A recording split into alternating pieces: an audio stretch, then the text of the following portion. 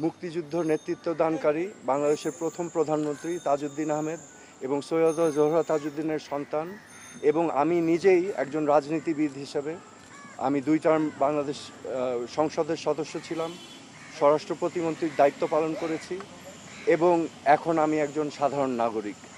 আমি আজকে এই ব্যাকগ্রাউন্ড এবং একজন সাধারণ নাগরিক হিসাবে আমি ডিবি অফিসে এসেছি, কারণ আমি বাংলাদেশের সকল মানুষের মতোই বাংলাদেশকে নিয়ে উদ্বিগ্ন বোধ করছি।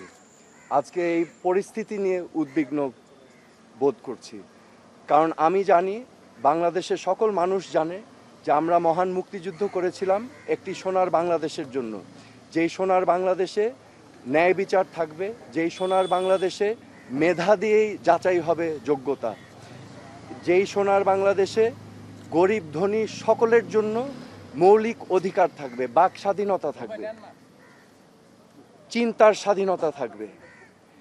আজকে আমি মনে করছি যে আমাদের সকলেরই এই অধিকারগুলো ক্ষুণ্ণ হচ্ছে মারাত্মকভাবে।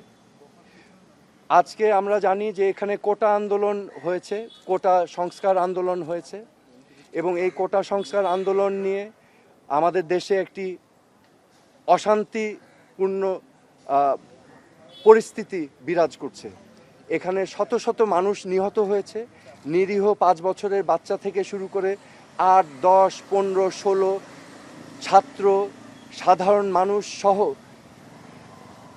অনেক মানুষের প্রাণহানি হয়েছে, এবং এটা আমাদের সবাইকে ক্ষত করেছে, আমাদের বিবেককে নাড়া দিয়েছে।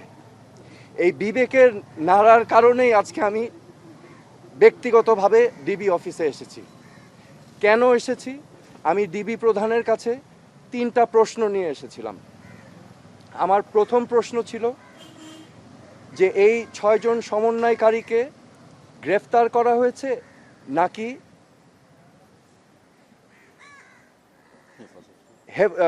সেফ কাস্টাডিতে নেওয়া হয়েছে।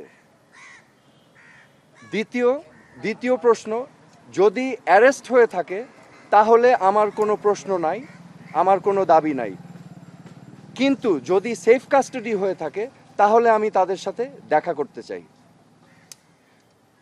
ডিবি প্রধান আমাকে পরবর্তীতে ঊর্ধ্বতন কর্মকর্তার কথা বলে উনি আমাকে জানিয়েছেন যে এই 6 সমন্বয়কারী যেহেতু তাদের নিরাপত্তা নিয়ে উদ্বিগ্ন ছিল, সেই কারণে তাদেরকে সেফ কাস্টাডিতে নেওয়া হয়েছে। এই কথা শুনে আমি প্রশ্ন করেছিলাম যে আপনারা কিভাবে বুঝলেন যে তারা উদ্বিগ্ন তাদের নিরাপত্তা নিয়ে? তারা কি আপনাদেরকে জানিয়েছিল, রিকোয়েস্ট করেছিল? আমাকে তখন তিনি জানিয়েছেন না, ওনারা বুঝতে পেরেছেন মনিটরিং করে। সো যেহেতু তারা সেফ কাস্টাডিতে, আমি তখন রিকোয়েস্ট করলাম আমি তাদের সাথে দেখা করতে চাই। তো প্রতি উত্তরে আমাকে জানানো হয়েছে যে দেখা করতে চাইলে ঊর্ধ্বতন কর্তৃপক্ষের পারমিশন নিয়ে আমার দেখা করতে হবে তাদের সাথে। আমার তৃতীয় প্রশ্ন ছিল তাদেরকে কখন সেফ কাস্টাডি থেকে মুক্তি দেওয়া হবে। এই প্রশ্নের জবাবে তিনি বলেছেন যে ঊর্ধ্বতন কর্তৃপক্ষ যখন ওনাকে নির্দেশনা দিবেন তখনই ওনাদেরকে ছেড়ে দেওয়া হবে। সো আমার প্রশ্ন এখন, সেফ কাস্টাডি আমার জানা মতে একজন নাগরিক যদি রিকোয়েস্ট করে তাহলে সেফ কাস্টাডিতে নেওয়া যেতে পারে, কিন্তু রিকোয়েস্টের বাইরে যদি কাউকে সেফ কাস্টাডিতে নেওয়া হয়, এটা কি আসলে সেফ কাস্টাডি না এটা অ্যারেস্ট? তো এটা হচ্ছে আমার প্রশ্ন। এখানে আমি আপনাদের সম্মুখে স্পষ্টভাবে বলতে চাই, এই ছাত্র আন্দোলন, কোটা সংস্কার আন্দোলন নিয়ে যে সকল ক্ষয়ক্ষতি হয়েছে, ক্ষয়ক্ষতি কিছুই না। ক্ষয়ক্ষতি কেন কিছু না? এই ক্ষয়ক্ষতি যেই সম্পদের ধ্বংস হয়েছে সেগুলো তো জনগণের ট্যাক্স দিয়েই করা হয়েছে, এগুলো জনগণের সম্পদ, এগুলো হয়তো ভবিষ্যতে আমরাই আবার গড়ে নিব, কিন্তু একটি প্রাণ যেটা আমরা হারিয়েছি, একটি প্রাণও কি আমরা ফেরত পাবো? এই প্রাণ কি ফিরে আসবে? আমাদের মনে রাখতে হবে মুখ্য জিনিসটা কি, প্রাণের মূল্য কিন্তু কোটি কোটি কোটি কোটি কোটি টাকার থেকেও অনেক বেশি, তা অমূল্য। তো আমার আজকে আপনাদের সামনে আমি স্পষ্টভাবে বলতে চাই আইন শৃঙ্খলা রক্ষাকারী বাহিনীদের, আমাদের সেনাবাহিনীদের, যে আমাদের ছাত্রছাত্রী ভাই বোনদের বুকে যেন আরেকটা গুলি না যায়। আপনারা বিরত থাকুন, এটা ঠিক না, দিস ইজ নট রাইট।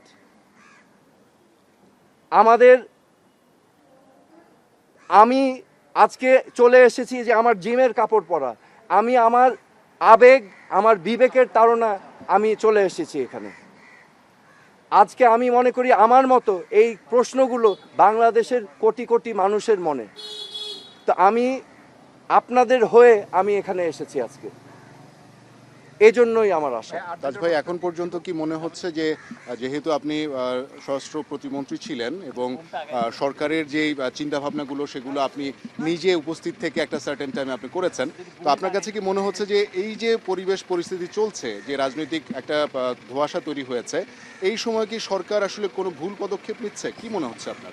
আমার মনে হয় যে এখানে একটা সমূহ সমাধান প্রয়োজন, এবং সমাধানের প্রথম কাজ যেটা করতে হবে, প্রতিটি হত্যাকাণ্ড সুনির্দিষ্টভাবে ইন্ডিপেন্ডেন্ট এনকোয়ারি করে বিচার করতে হবে, এবং এগুলোর জন্য যারা যারা দায়ী তাদেরকে আইনের আওতায় আনতে হবে।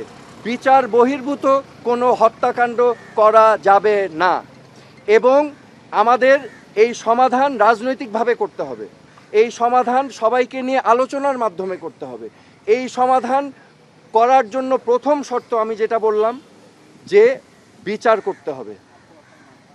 এই প্রাণহানির প্রত্যেকটা প্রাণহানির বিচার করতে হবে, এবং যারা এটার জন্য দায়ী তাদেরকে আইনের আওতায় আনতে হবে। তারপরে আলোচনার মাধ্যমে এই সমাধানে যেতে হবে। আমি তীব্র নিন্দা জানাই এবং প্রতিবাদ জানাই। শিক্ষার্থী ভাই বোনদেরকে গ্রেফতার করা থেকে বিরত থাকার জন্য আমি আহ্বান করছি। শিক্ষার্থীদের জন্য কোনো মেসেজ আছে কিনা যারা আন্দোলন করছেন? শিক্ষার্থীদের জন্য আমার মেসেজ আছে, আমাদের ভবিষ্যৎ স্বপ্ন যেন বিনষ্ট না হয়। আমাদের বাংলাদেশ আমরা লক্ষ লক্ষ শহীদের রক্তের বিনিময়ে আমরা অর্জন করেছি। এই দেশটা তোমাদের, এই দেশটাকে তোমাদেরই করতে হবে। It is your responsibility, do not lose hope. Okay, এবং সামনের দিক ভালো দিন আসবে, কিন্তু এখন কষ্ট করতে হবে, হোপ আশা ছাড়া যাবে না। এই দেশটা তোমাদের সম্পদ, তোমাদেরই করতে হবে।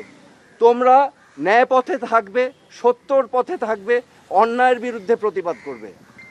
That is my message.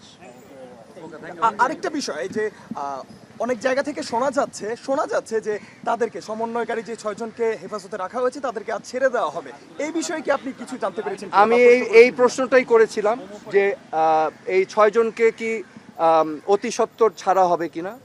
প্রতি উত্তরে আমাকে জানানো হয়েছে, হারুন সাহেব আমাকে, ডিবির প্রধান সাহেব আমাকে জানিয়েছেন যে ঊর্ধ্বতন কর্তৃপক্ষের আদেশ আসলেই সেটা করা হবে। এখন উনি বলতে পারছেন না কখন। সো সেফ কাস্টোডিতে আছেন অ্যাকর্ডিং টু দেম। আপনি যে দেখা করার কথা বলেছেন, যে আপনাকে বলছে অনুমতি নিয়ে, আপনি কি আসলে দেখা করবে কিনা, কিংবা আপনাকে দেখা করতে?